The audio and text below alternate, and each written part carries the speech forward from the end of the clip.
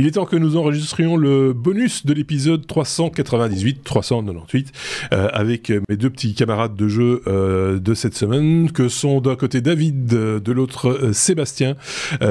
Merci d'être à nouveau présents. Ils sont très turbulents entre l'enregistrement de l'épisode et de ce bonus.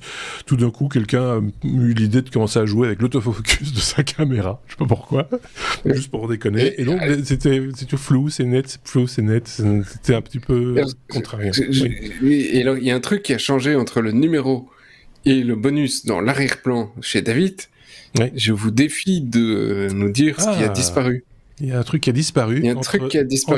Entre le bonus, alors il faudra regarder l'épisode si vous ne l'avez pas vu, et il faudra comparer entre ce que vous voyez à l'image, si vous regardez la vidéo évidemment, si vous écoutez le podcast, là, ça va être... C'est dur. Évidemment. C'est beaucoup plus dur, mais donc il y a quelque chose qui a changé. C'est donc le jeu des 7 erreurs, enfin de l'erreur. Et si vous trouvez, vous avez tout le respect. Et notre sympathie, on peut aller jusqu'à là. Oui, là, aussi, la sympathie aussi. On peut donner ça aussi. On peut même faire un autographe. Écoutez, nous n'avons plus que 13 minutes et 46 secondes pour 4 petites news qu'on n'avait épinglées encore, qui restaient dans le tiroir et dont vous vouliez absolument nous parler. On commence avec toi, Seb, pour parler de Twitter. Il y a un match, Microsoft versus Twitter. Premier round, en tout cas, c'est ce que tu nous dis. Oui, alors je ne sais pas s'il va réellement faire une action en justice, mais Elon Musk a menacé Microsoft d'action en justice parce que Microsoft a dégagé Twitter de sa plateforme de publicité parce qu'ils sont connectés à l'API de Twitter. Et comme ils doivent commencer à payer $42 000 par mois, Microsoft a dit « 42 000 $, non ». Et donc, on rentre pas dans les frais. Voilà, c'est alors qu'ils font beaucoup d'argent, ils ont beaucoup de cash, ils sont pas à plaindre. Ce que Elon Musk ne trouve pas spécialement très respectable, qu'une boîte qui est pleine de pognon et qui a fait de l'argent, et il le souligne. Et il a entraîné son IA OpenAI en utilisant du contenu de Twitter, et quand d'un coup les gars ils disent tu veux pas 42 000, nous on paye pas. Donc, il dit, je pense que finalement, on va peut-être faire une action en justice vis-à-vis de Microsoft. Peut-être que c'est lié aussi à l'actu dans le numéro principal, du fait que Elon lance sa société de intelligence artificielle, parce que du coup, effectivement, il se dit, les gars, ils ont utilisé nos données pour pouvoir entraîner leur tool, donc voilà quoi. C'est un sujet très intéressant, je tiens à le souligner, n'hésitez pas à aller écouter, c'est dans les premières minutes de l'épisode principal, l'épisode 398, je le dis en passant, on fait un peu de retape en même temps, donc rien à dire de plus par rapport à ça, c'est pas, enfin, je sais pas qui est mauvais joueur dans l'histoire en fait, c'est difficile, là pour le coup Microsoft c'est un peu... 42 000, c'est pas beaucoup. Ils pourraient les payer. Bah oui, c'est pas grand-chose. C'est pas grand-chose. En même temps, si ça leur rapporte rien, je pense que ça rapporte. Mais donc voilà, c'est ça qu'il faut voir aussi. Ok, d'accord. David, alors j'ai perdu ma souris. Ah là voilà. David, on va parler de browser, de Bowser. Ah non, de Bowser. Bowser sort de prison. Qui est Bowser? Rappelle-le-nous. Bowser, Bowser, c'est un gars qui s'est fait exécuter, j'allais dire, non, qui s'est fait mettre en prison l'an dernier pour avoir faisant partie du groupe pirate Team Executor, qui en fait sont des gens qui ont développé des puces qui permettent de bypasser toutes les protections. Et ici, en question, c'était les Nintendo Switch. Donc, ça permettait de pouvoir jouer à des jeux piratés sur Nintendo Switch. Et il faut savoir que Nintendo ne rigole pas avec ça. Ils sont très très durs. Sinon, Bowser, c'est également le nom du méchant dans Super Mario, le méchant de fin, mais ça n'a absolument aucun rapport. Et donc il est sorti de la prison fédérale américaine pour conduite exemplaire, où il était normalement censé y passer 40 mois. Il a quand même été condamné à $15 millions d'amende, alors qu'il avait un rôle qui était relativement faible dans la société et qui l'aurait empoché à peu près $300,000 sur 7 ans de ces puces qui ont été vendues pour déverrouiller les consoles en quelque sorte, et Nintendo va lui faire payer le restant de ses jours parce que il va avoir une saisie sur salaire de 25 à 30% et pour payer $15 millions. Voilà. Fallait réfléchir avant. C'est comme le mariage, parce que il pourrait aussi être de sa poche sur un divorce. Ça pourrait lui coûter pareil. À 51 ans, et il a déjà payé $175. Ça a sûrement déjà beaucoup aidé Nintendo. Oui, Nintendo s'en sort très bien dans l'histoire. C'est une belle action. Enfin voilà. Que dire, rien de plus. Seb, alors qu'on avance vite tout d'un coup dans ce bonus, on va parler de batterie, et pas celle dont on joue, hein, celle qui sert pour alimenter des moteurs, et pas n'importe quel moteur. Pour une fois, on va pas parler de voiture, mais plutôt d'avion. Oui, et c'est un article totalement débridé que nous allons vous parler ici. C'est une société, alors, Amperex Technologico, c'est une société chinoise, évidemment, qui a annoncé cette semaine, ce mercredi, celui-là au moins on ne l'a pas fait, qu'ils avaient réussi à faire une batterie qui permettait de faire du 500 Wh par kilo. Voilà. Ce qui, alors on s'en fout, 500, 400, 200, vas-y. Oui, sauf qu'aujourd'hui, les meilleurs qu'on arrive à faire, c'est 260, 270. Voilà, et donc c'est donc quasi le double, et ils prétendent que grâce à ça, on arrive à la limite nécessaire que pour pouvoir mettre ça dans un petit avion et se dire qu'on va voler avec un avion et un moteur électrique parce qu'il y a moyen techniquement de... Tout en ayant encore tout en gardant une charge utile, parce que bon, oui. Tu peux faire voler un avion électrique avec aucun passager, ça en fait. Tout à fait, mais voilà. Alors il y a deux bémols, et encore quelques points positifs. Commençons par les points positifs, et puis on cassera un peu le sucre là-dessus. C'est que les points positifs, c'est que la société annonce que non seulement ils ont réussi à faire cet exploit, mais qu'en plus ils vont déjà réussir à en produire cette année, et que l'année prochaine, ils espèrent que ce soit déjà disponible, du coup, dans des voitures, des avions pour du test, et tout ce qu'on a besoin, un smartphone, que sais-je, etc., etc. Donc, ils disent qu'ils sont prêts. Si c'est vrai, si c'est effectivement safe, c'est une bonne nouvelle. Et c'est effectivement un petit souci, c'est que c'est pas les premiers à annoncer ça. Il y a déjà une boîte japonaise qui en 2021 a annoncé qu'ils en étaient capables, et c'était une boîte qui était financée par SoftBank, un gros fonds japonais, qui depuis 2021 n'a toujours pas sorti réellement la batterie d'un point de vue commercial.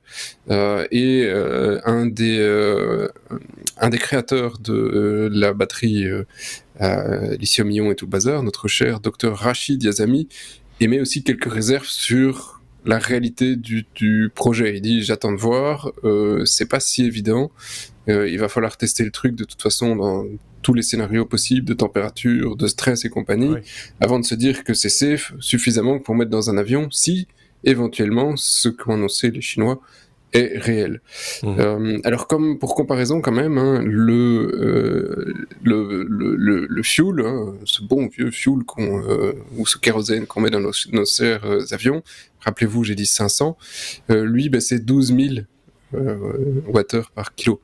Donc avant réellement d'avoir quelque chose qui... il y a encore un peu de marge avant de se dire qu'en poids, on a quelque chose d'équivalent pour pouvoir faire voler nos avions. Donc il va quand même falloir limiter un petit peu le poids de nos avions si on veut espérer faire des avions électriques.